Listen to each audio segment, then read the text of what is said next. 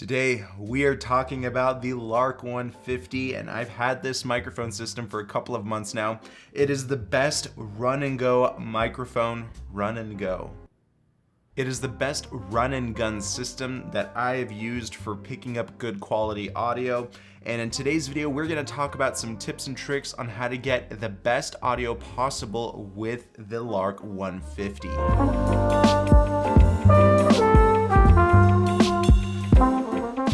Now, because these microphones are as tiny as, let's say, a bite-sized Snickers, you can literally put them anywhere, and this makes it extremely beneficial, especially when you're trying to recreate your own sound effects. You can either hook up your receiver to your camera or use an external recorder to get that 24-bit audio quality, like, let's say, coming from the H6 recorder. And if you don't have an audio recorder, you definitely need to pick one up because sound quality is a huge difference.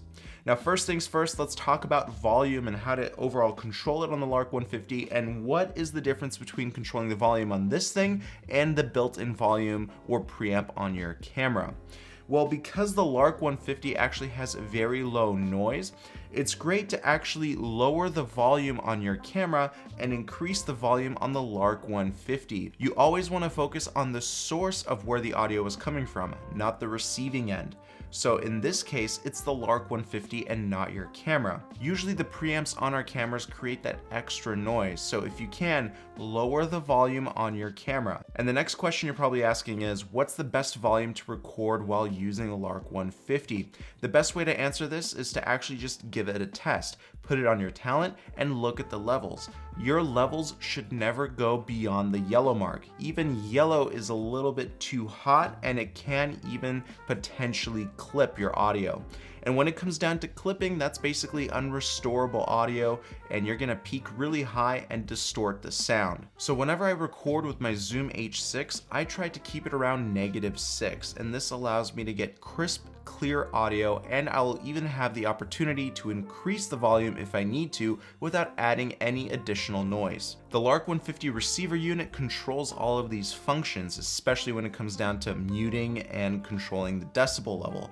All you have to do is turn the knobs and click on the knobs to enable that mute function. Now, these microphones, since there's two in this pack, they are color-coded with two different shades of blue. So one transmitter will be a darker blue while the other one will be a lighter blue. And you will get this same color coding on the receiver, so you'll know exactly which lavalier microphone you are controlling. Now, also when it comes down to placing your microphone, you don't want it to be extremely close to your mouth or your talent's mouth, because if that happens, you're most likely gonna peak audio, especially when your talent speaks louder or just takes a deep breath and exhales. You're gonna really have a problem with peaking your audio. So try to keep your lav mic about 6 inches away from your talent's mouth.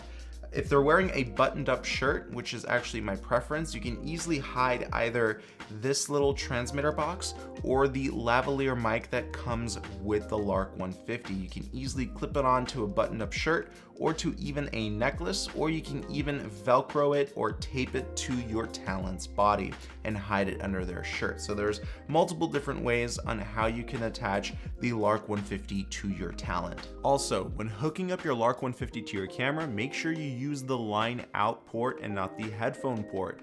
Only use the headphone port for monitoring audio, but not sending it to your camera or recorder. Now, there is a safety track feature built in on the Lark 150, and this is very unique because this will prevent clipped or distorted audio.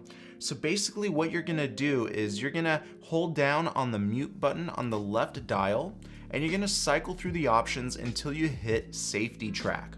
And what safety track does is it records on both the left and right channels, one at the regular decibel level that you set it to, and at the other at a much lower decibel level. So that way, when you start editing your videos and you hear a peaked audio in your audio track, you can replace it with the lower safety track. And that's a feature I use a lot in my videos because if I'm reviewing a product and I get very excited, my volume goes up and I start peaking the audio. So I love that safety track feature where I can just take the lower audio and replace it with the higher audio. Now, along with safety track, we also get mono and stereo features. Mono is recording to only one channel, while stereo is recording to 2 channels. I personally always record in mono because if you're recording with 2 different lavalier systems, you will be able to actually control them in editing when it comes down to the channels. So the left and right channels are separated. One lav will be recorded on the left channel, the other one will be recorded on the right channel. And this is extremely beneficial when you're recording an interview with 2 people, because if one person speaks lower than the other,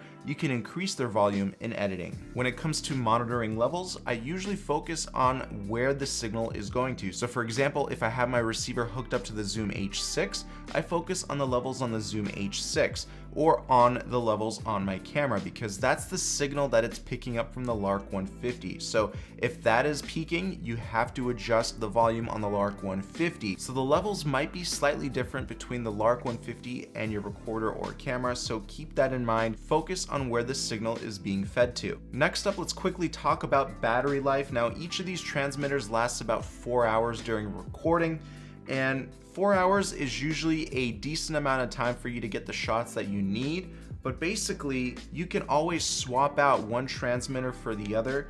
Just actually open up one of the cases, pop a transmitter in, then take the other one out and put them on your Talent. You can also get 2 Lark 150s and they will work seamlessly together without interruption or interference. You can even swap receivers between the 2 cases for charging purposes, and they will automatically link up to the transmitters. So 2 Lark 150s, don't worry, they're both gonna work well. Now, a lot of people don't know this, but the Lark 150 also comes included standard with a wind muff.